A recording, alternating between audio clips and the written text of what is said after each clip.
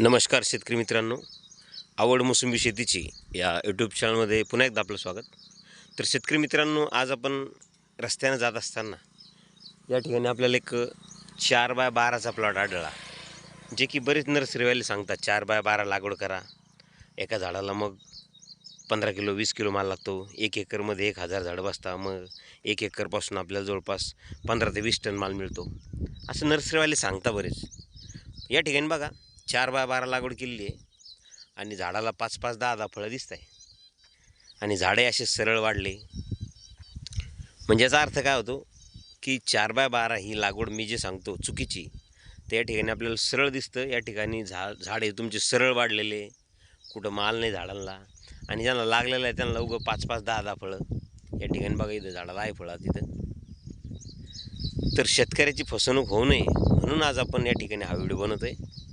कारण तुम्हाला माहीत असेल, कोणत्याही पिकाच्या पेरणीचं अंतर किंवा कोणत्याही झाडाच्या लागवडीचं अंतर हे निश्चित केलं जातं त्या जमिनीचा प्रकार आणि झाडाचं विश्वरूप बघून. मी बऱ्याच वेळा सांगितलेलं आहे, 1 एकरमध्ये एकच मोसंबीचं झाड लावलं म्हणजे ते वडाच्या झाडाएवढे होणार नाही, आणि 1 एकरमध्ये एकच हरभरा चना लावला म्हणजे त्यावर आपण चढणार नाही. कारण त्या झाडाचं विश्वरूप लक्षात घेऊनच आपल्याला त्या ठिकाणी लागवडीचं अंतर हे ठरवावं लागतं. म्हणून अशी चुकीची लागवड कोणी करू नये. मी परवाच्या व्हिडिओमध्ये सांगितलं होतं की मी मोसंबी संत्रा लागवडी संदर्भात व्हिडिओ बनवणार.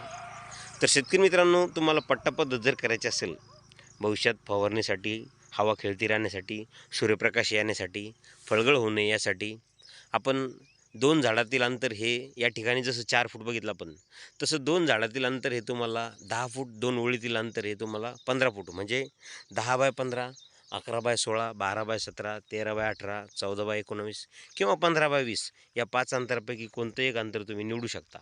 परंतु लक्षात ठेवा, 10x15 कमीत कमी 10च्या पुढंच आपल्याला अंतर ठेवावं लागेल. कारण मोसंबीचं झाड हे 150, 200, 250 स्क्वेअर फुटापर्यंत वाढत जातं. यापेक्षा कमी लागवड जर केली तर याच्यामध्ये फक्त नर्सरीवाल्याचा फायदा. आता हालाकी माझी नर्सरी आहे, परंतु आपण हे चुकीचं मार्गदर्शन आत्तापर्यंतही शेतकऱ्याला केलं नाही. आता दुसरा मुद्दा, ज्या ठिकाणी लागवड करायची त्या ठिकाणी मुक्त चुन्याचं प्रमाण 10% जास्त नसावं. पावसाचं पाणी त्या जमिनीमध्ये साचता कामा नये याची काळजी घ्यावी. लागवड करताना आपण 1x1 फुटाचा खोल गड्डा घ्यायचा.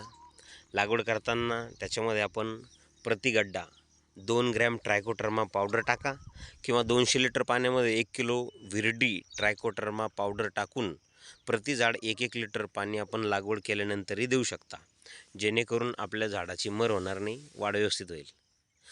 आणि मोसंबीमध्ये आपण बघितलेलं आहे, न्यू सेलार, सातगुडी, काटोल गोल्ड, माल्टा, NRC, PPM, किन्नू, फुली ज्योती अशा खूप साऱ्या व्हरायटी आपल्याला मार्केटमध्ये शेतकऱ्याकडे बघायला मिळतात. परंतु न्यू सेलर ही आर्थिकदृष्ट्या उत्पादन देणारी असल्यामुळं तिची वाढ झपाट्याने होते, फळाला साईज चांगली असते, फळं जास्त लागतात, फळातला शायनिंग चांगली असते, फळं रसदार असतात, प्रवासामध्ये फळं खराब होत नाही, म्हणजे हेवी 15-20 टन माल जरी टाकला गाडीमध्ये तरी खराब होत नाही, म्हणून व्यापारी त्या न्यू सेलरला जास्त घेतो. त्याच्यानंतर खुंटाचे प्रकार बघितलेले आपण, रंगपूर जंबिरी, गलगल चमेली, आलिमो असे रूट स्टॉक ज्याला म्हणतो. त्यापैकी आपण जंबिरी जर लावलं तर वाढ चांगली होते, फळं जास्त लागतात आणि ग्रीनिंग जीवाणूचा प्रॉब्लेम त्या ठिकाणी कमी येतो. त्याच्या अपोजिट रंगपूर जर घेतलं, ठीक आहे, रंगपूर घेऊ शकता, परंतु रंगपूरची वाढ मंदगतीने होते, फळांना साईज थोडीशी कमी असते आणि फळं ज्यावेळेस लागतात जास्त संख्येने त्यावेळेस मगरी म्हणजे ग्रीनिंग जीवाणूचा प्रॉब्लेम येऊन फळगळ त्या ठिकाणी होण्याची रंगपूर रूट स्टॉकवर आपल्याला त्या ठिकाणी बघायला मिळतं. म्हणून जंबिरी आपण सगळ्यात पहिले रिकमेंड करतो. आता त्याच्यानंतर आपण रोपं घेत असताना ज्या नर्सरीमध्ये खात्रीशीर रोपं मिळतात, रोपांवरती फाटुपथरा प्रजातीचा प्रॉब्लेम आहे का हे बघून आपण त्या ठिकाणी रोपं घ्यायला पाहिजे.